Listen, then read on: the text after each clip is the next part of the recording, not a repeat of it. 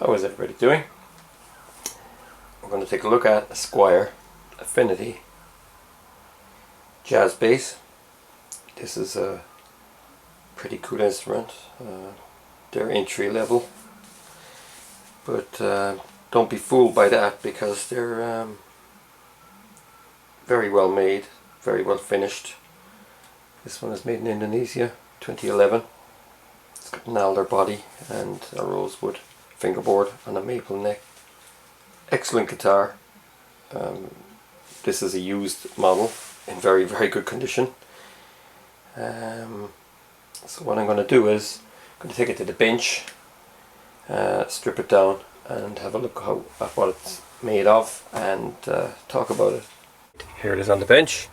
Let me start off by saying I didn't really plan on buying a jazz bass or even a Squier bass or any kind of bass until recently, because I gave my Washburn Mercury to a friend around the lockdown and my amp, so I'm kind of bass starved for the last couple of months. So I was passing a kind of a pawn shop and I saw this and I picked it up, and it's quite heavy and the quality is quite good. I wouldn't be a kind of person to run out and buy a Squier. I've had some Squier guitars, both Chinese and Indonesian. I don't really like the Squier Affinity guitars because the bodies are thin. It wouldn't be for me. But the other Squier guitars, like Japanese Squiers and the CV series and the new Indonesians, are excellent. But Affinities, like I said, the Telecasters and the Strats are very thin, their bodies. But that's another kettle of fish. So yeah, this is, and you know, recently as well, I'm also in the process of buying a Japanese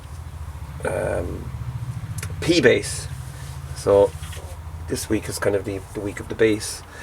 So a jazz bass, I would be honest, I did a gig with one time, maybe 20 years ago. I don't know much about them. All I know is that they came out in 1960. It has a kind of an offset body, 2 single coil pickups, and these are definitely going to be ceramic. And then you've got your controls. This is your neck volume, and that is your bridge volume, and then you have a master tone. So that's how the P bass works for the passive type model like this. You've got your saddles here, kind of vintage style saddles with the cast metal blocks, and a nice, very, very thick pick guard. It's really thick, and this is nice too. The whole thing is, the black is really cool. There's not a lot of things or anything on it, like it's really nice. Neck is very narrow as well at the top, near the nut. Frets are medium jumbos, and there's very little wear on them on this one. Neck is quite narrow here, and the jazz bass was designed for speed playing, I guess, compared to the precision bass back in the day. You've got your typical Fender headstock and Fender metal tuners. I mean, the quality of these things is just fantastic. Nicely cut nut, chrome steel machine heads, pretty good quality. Again, very, very nice. Crafted in Indonesia, CS11.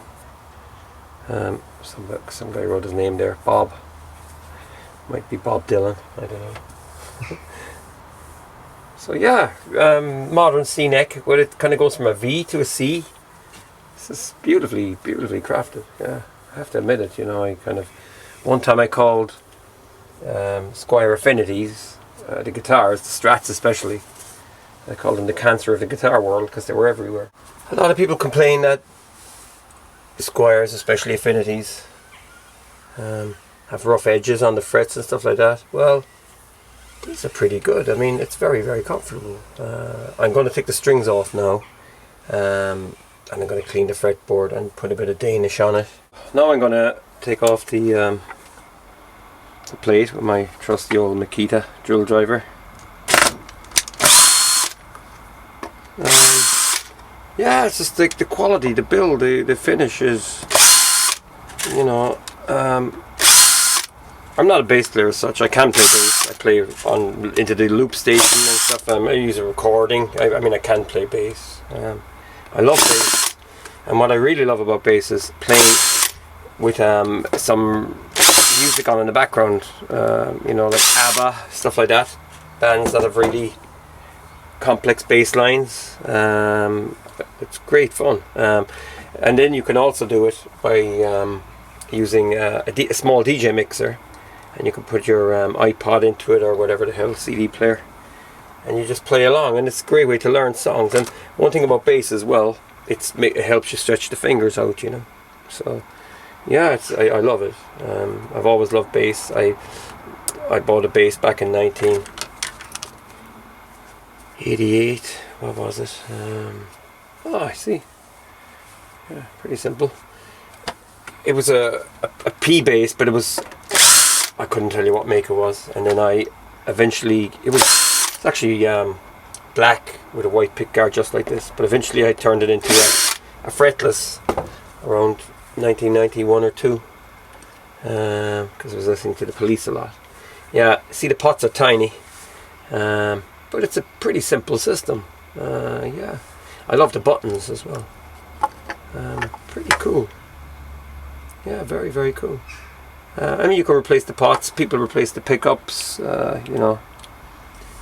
I don't think I even need to take them out. I mean, they're obviously going to be ceramics. Yeah. So very cool. So these are small pots. The pot size doesn't really matter. I just don't like pots that have aluminium casings on them and stuff like that. They kind of reek of cheapness. But I mean, they're all 250k. You could really change them out if you wanted. I'm going to spray them out though, because pots usually crackle. I have plugged it in through a guitar amp, a jazz chorus, and it sounded really, really good. And there was a nice throb off it, and it was a nice you know, nice clarity to the treble when I brought it up, and there's a nice rumble when it was down. And I mean, I just can't wait to hear it through my Tracy Elliott. But like I say, a project would be to get rid of the you know, the crappy pots, put in some CTS, then you got something decent under there that's not going to break down. You know, I mean, doing these bases up, you're kind of you're never going to sell it for more than you bought it for. You know, that's the way it goes. You know, it's kind of a waste of money really upgrading. I mean, okay, pickups. I mean, pickups are going to cost you. You know, Alnicas are going to cost you 70 or 80 euros surely, and you'll never get the money back. So, you know, you could always, if you're moving it on, just take them back out. I don't know. Fingerboard looks a bit dry, clean. There's no real dirt or anything on it. It just looks a little bit dry. A bit of Danish will be nice there. And I'm also going to give the frets a clean. Frets are virtually nowhere on the frets, and that's insane for a guitar that's almost a decade old. So whoever had this had it in the bedroom, I guess, and knocked it around a bit and then got rid of it. It's incredible. The frets are absolutely flawless. So I'm going to shine them nicely, and we'll look at them later. Polish each fret as I go. I've been at this, and just get a piece of tape like that. Put it down here as you go. Taping the whole board up just takes too long. And I just use a little bit of turtle wax red rubbing. It's a car compound, and you know, just right across the top of the fret like that, and there's a nice shine off them then. Excellent. And then when you want to go to the next one, you just go like this. Pretty simple.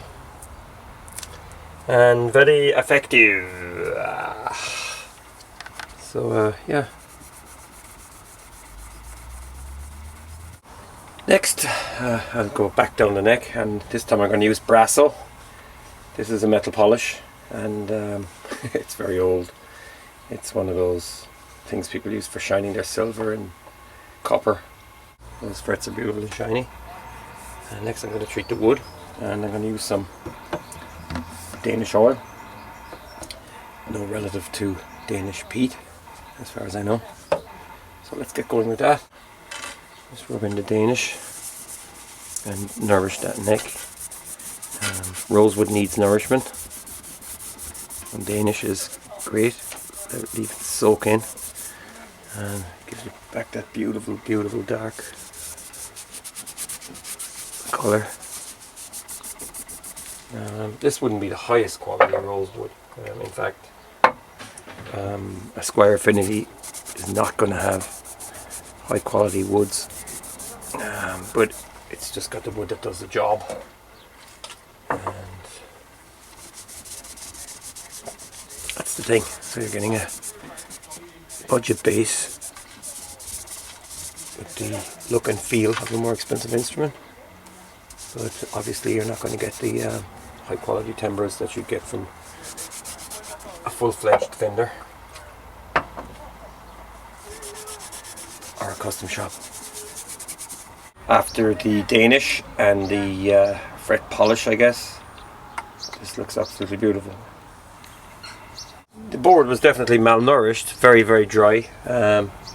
You know, most people don't get into the nitty-gritty about guitar maintenance, and this was probably left from day one in a room with changing temperatures. And what have you got? You just end up with a dry neck, so that's absolutely beautiful. Yeah, beautiful, beautiful, beautiful. Yeah, it's looking really nice now. That fingerboard looks fantastic. What I did was I coiled the strings up, and I put some bicycle degreaser on them to get rid of any crap, and then I stuck them into a saucepan of boiling water for about 2 minutes, and that will get all the shit out of the coils, and it'll be much better. That fingerboard is stunning now. And back to its original luster. It looks brand new. It's absolutely beautiful. Yeah, so let's do the rest of the job. Quick demo. This is going through a Marshall acoustic amp through the guitar part, or the keyboard part, whatever you want to show through it. Everything's turned up full here.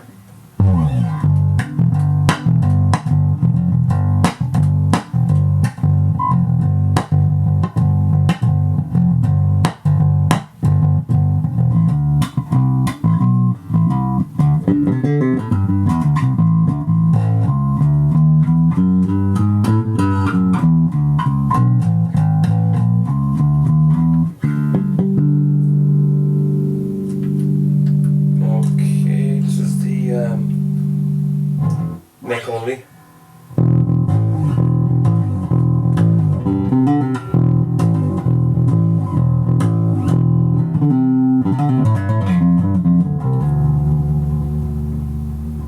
Let's turn the tone off.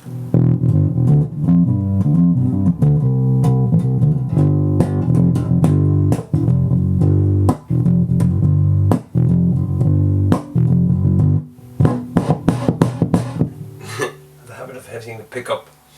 Okay, let's try the bridge with the tone up full.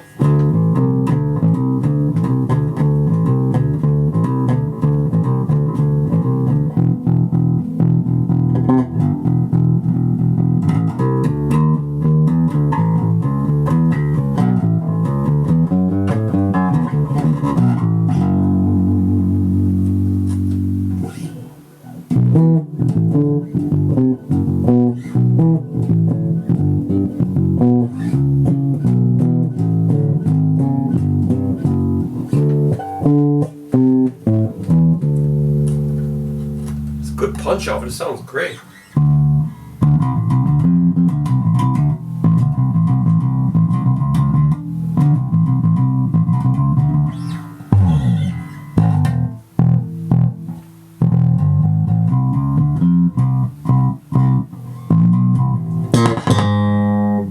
Yeah, gotta watch my hand on this. So there you go. That's it, really. I'll do a better demo with effects when I get my Trace Elliott back.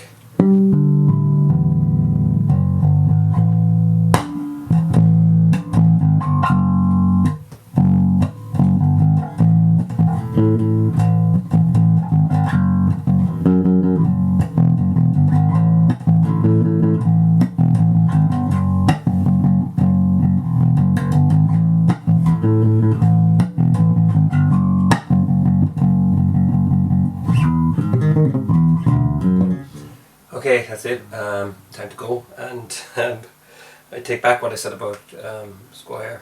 Affinity. Affinity is what I said it about.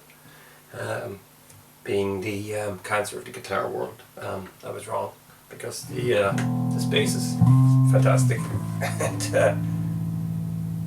I'm gonna go booming all night, I'd say. So take care. Thanks for watching. Feel free to subscribe.